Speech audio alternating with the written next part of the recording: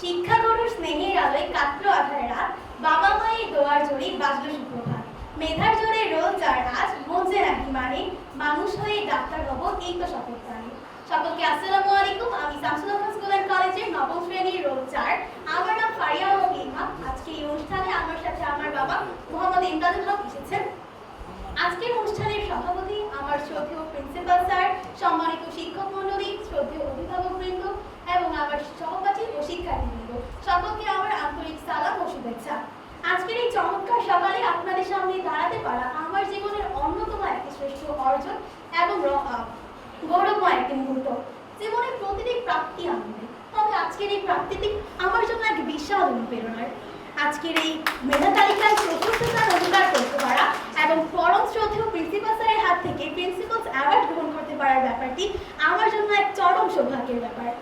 একজন দক্ষ একটি সুন্দর বাগান প্রতিষ্ঠা করার জন্য যেমন একজন দক্ষ মালির দরকার, ঠিক তেমনই আমাদের শিক্ষা ও মেধাকে বিকশিত করার জন্য একজন দক্ষ দূরদর্শী নেতার প্রয়োজন। আমাদের পরম শ্রদ্ধেয় প্রিন্সিপাল স্যার হলেন সেই দক্ষ ও দূরদর্শী নেতা। তিনি প্রিন্সিপালস অ্যাওয়ার্ড চালু করে এই আমাদের মেধা, শ্রম ও ত্যাগকে যে অনন্য পর্যায়ে প্রশংসনীয় পর্যায়ে উন্নীত করেছেন তা সত্যি প্রশংসনীয়। স্যার, আপনার এই উদ্যোগ আমাদের প্রমাণ করে দিয়েছে যে কঠোর পরিশ্রম করা হলে তার সুমিষ্ট ফল অবশ্যই পাওয়া যাবে। আজকের এই সাফল্যের পেছনে আমাদের সম্মানিত শিক্ষক শিক্ষিকাবৃন্দের ভূমিকা অত্যন্ত গুরুত্বপূর্ণ। তবে আরেকটি কথা না বললেই নয়, আমার জীবনের সবচেয়ে বড় শক্তি হলো আমার পরম শ্রদ্ধেয় বাবা মা। আমার আজকে এই মেধা তালিকায় চতুর্থ স্থান অধিকার করা আমার তাদের পক্ষ ছাড়া কখনোই সম্ভব হতো না। আজ আমি এই মঞ্চে দাঁড়িয়ে আছি ঠিকই, কিন্তু এই পুরস্কার পাওয়ার আসল যোগ্যতা রয়েছে আমার বাবা মার, যারা আমার সাথে সারা রাত জেগে আমার পাশে বসে থাকতেন, নিজেদের সুখ বিসর্জন দিয়ে আমার মুখে হাসি ফুটিয়েছেন। তারা হলেন আমার পরম শ্রদ্ধেয় বাবা মা। আমাকে এই পর্যন্ত নিয়ে আসার জন্য তোমাদের কাছে অনেক শ্রদ্ধা জ্ঞাপন করছি। প্রিয় উপস্থিতি, আজকের এই মঞ্চে আমি আমার স্বপ্নের কথা বলবো। আমি আমার প্রথম ও প্রধান লক্ষ্য হলো একজন ভালো মানুষ হওয়া, সৎ নিষ্ঠাবান মানুষ হওয়া। এরপর একজন সৎ ও আদর্শ মানুষ হওয়ার পাশাপাশি আমি একজন ডাক্তার হতে পারি। সাদা অ্যাপ্রন গায়ে জড়িয়ে গ্রামীণ সুবিধা বঞ্চিত মানুষদের চিকিৎসা সেবা দেওয়া, তাদের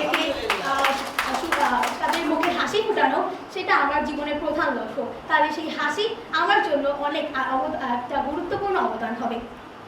পরিশেষে স্যার বলেছেন আমি প্রিন্সিপাল হলে কি হতে পারতাম।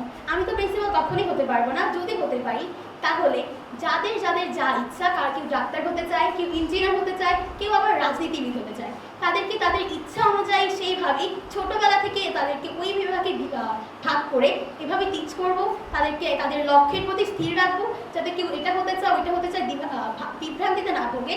আমি তাদেরকে সেভাবেই প্রশিক্ষণ করতে চাই। পরিশেষে আমি আমার সম্মানিত শিক্ষকবৃন্দ আর আমার শ্রদ্ধেয় বাবা মাকে ধন্যবাদ জানাতে চাই, যাদের অবদানে এবং পরম শ্রদ্ধেয় আমি আজ এখানে। আর আমার প্রিন্সিপাল স্যারকে জানাই হাজার কোটি সালাম। স্যার, আপনাকে আল্লাহ পরম সুস্থতা দান করুক।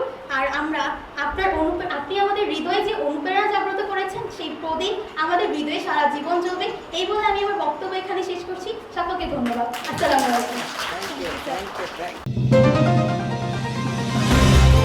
চ্যানেল বি+, নতুন সূর্যোদয়, নতুন বাংলাদেশ।